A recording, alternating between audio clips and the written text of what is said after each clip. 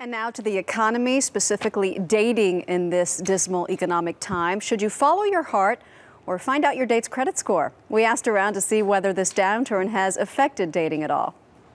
Prior to the recession, you might talk about it maybe if you get engaged. I've been married for 2 years now. We got married in October of '06, so that conversation probably would have to have been very different in 2008. I mean, is it polite now to talk about your credit scores? I think so, but yeah, I guess like when I was in high school, mine's 2. Right now, my boyfriend's in between jobs. We're very open, but there are some areas that we don't have fun talking about.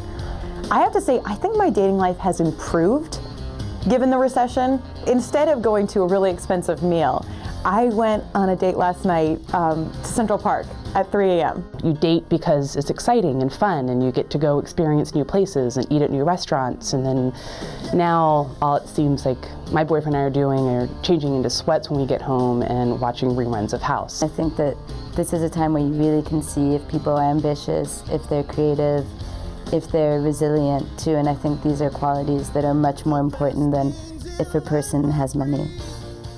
Like that. Joining us now, Brent Kessel, author of It's Not About the Money, a financial game plan for staying safe, sane, and calm in any economy. And Dr. Christine Whelan, author of Marry Smart, The Intelligent Woman's Guide to Finding True Love. Good morning to you both. Good morning. Good morning. So when do you think we should have the money conversation, and what should that conversation include, Christine? Well, on the first date, it's probably not the time to be bringing up money. It's a time to get to know somebody. You want to get to know somebody off paper, not just about comparing resumes and credit scores, but really getting to know their personality. Of course, you know, if you've just been laid off, this is going to be topic A, so you've really got to tread carefully in those early interactions. What do you say, Brent? Well, I've had this conversation with clients who are in their first few months of dating where my client is wealthy, let's say, and the person she's dating is not. And I've had it with people who've been married for 25 years. The important thing to me is that there are 2 elements to the conversation. The first is to recount an emotionally charged experience you had with money that led to the way you handle money today.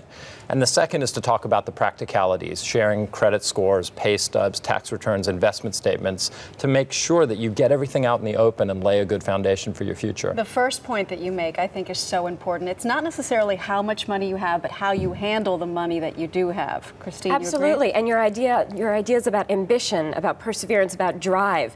You know, it's these kind of personality traits that are going to really keep a person going forward when times get a little bit better. It's not just about how much money you have now, it's about what your goals are for the future. And since dating is a long-term trial kind of run to see whether you're going to have a relationship with someone, you want to make sure that this is a good person to invest in the future. Anything you should do now that we're in a recession that maybe you wouldn't have done before when it comes to dating? Well, the key thing in a recession is when people get stressed and anxious about money, they tend to stick to their old tried and true habits like intensely. So if I'm into retail therapy, I'm probably going to do even more of that.